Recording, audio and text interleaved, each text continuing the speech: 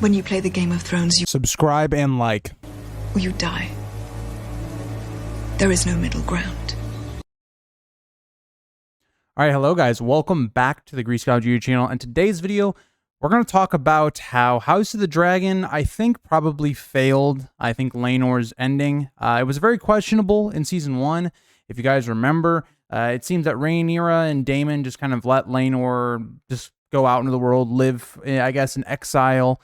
And that's kind of it. We hadn't seen Laenor for a while. I think many of us speculated we were going to see some sort of resolution to the character in season 2 or maybe season 3. But it will seem as though if we go off of Fire and Blood and something that George has in the book, it would appear that Laenor is dead. Now, let's talk about that for a second. Is that actually confirmed? Well, we've seen the show is kind of sometimes played pretty loose with the lore with Fire and Blood. You can also make the argument that it's written by maesters. How would maesters know how dragons work in terms of their dragon riders? There are arguments, but we're going to talk about all of that in today's video. But before we do, if you did want to become a Patreon or a member, you do get videos early, and also you do get a video extra a week. Right now, it's a lot of House of the Dragon stuff, so usually my reviews are going to be that kind of week exclusive video.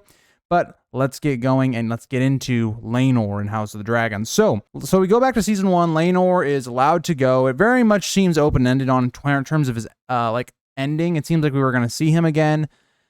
Season 2, it seems like that may not be the case. Again, I'm not going to sit here and say it's 100% confirmed that he's not coming back, but it does appear that we may not see Laenor again, and he may have died off screen. I'm going to talk about a number of reasons that might be, and also I'm going to read you guys the quote that we have from Fire and Blood in terms of the idea of a dragon rider. So in Fire and Blood, it does say that while the person a dragon is bonded to is still alive, no one else can mount it alone. Now, that doesn't completely just say, oh, that's fact, Laenor is dead. But, I mean, if you want to go off of Fire and Blood, that would imply that, yes, Laenor is dead. Now, let's also go back, because earlier on in the season, Rhaenyra mentioned this line of, Sea Smoke seems to be growing restless and seems to maybe be upset. Why would, Sea Smoke all of a sudden now be like upset or whatnot? It's been years. It's been quite a span of time since Laenor has been off screen, right? That Laenor and Sea Smoke have been disconnected. Or if it was just something like Sea Smoke was, missing Laenor, it seems convenient that it would be like right now.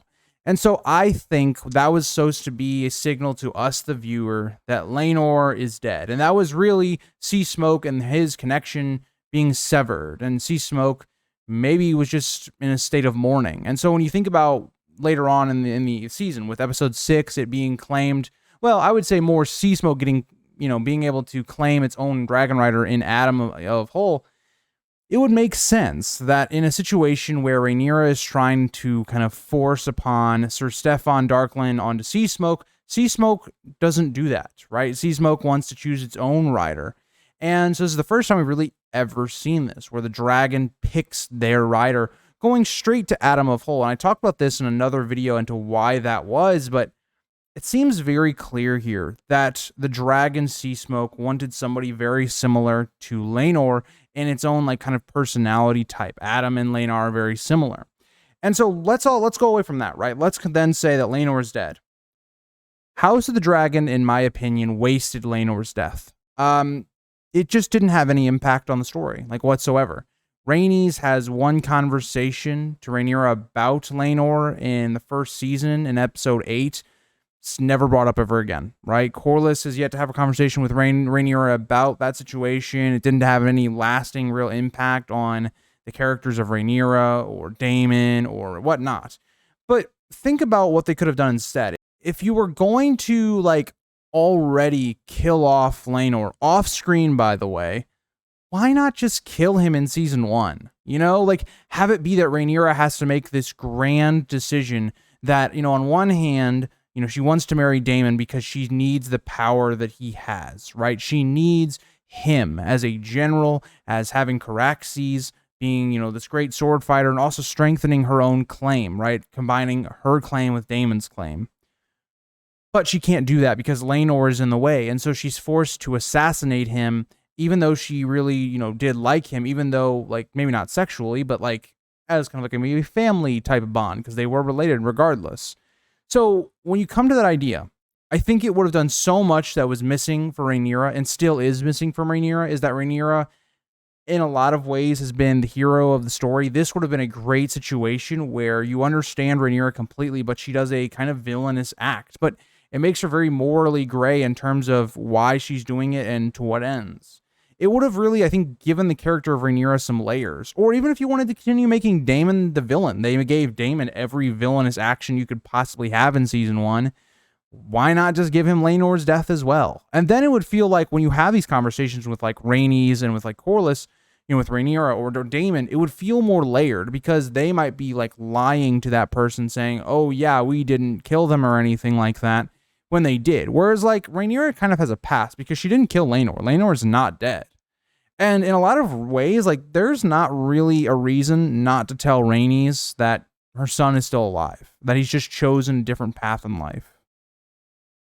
Like, it just feels like they completely mishandled this plot line from season 1 in terms of the actual idea of Laenor. Again, it's not confirmed yet. We don't know exactly that Laenor's dead because, again, we're kind of speculating that it's off screen, but who knows? They could just say that doesn't really matter what Fire and Blood says. It's a Maester's idea, so maybe we still could see Laenor. Maybe that wasn't the case, but it seems like it kind of was. And so my conclusion from the whole Laenor plot from season 1, I wanted to judge it. I waited to judge it, right? I thought it was questionable in season 1, but I wanted to wait until it got concluded. It seems like it's been concluded. And I think similar to Rhaenys in season 1, it was a complete waste of a character moment, right? Whereas like Rhaenys, season 1 kind of destroyed her entire plot and or character into season 2. I think this is another smear on season 1 on something that they just mishandled, in my opinion, and it didn't really go anywhere. So thank you guys all for watching. Let me know what you guys think about perhaps Laenor's death off screen, and what do you think should have been done differently. But bye, guys.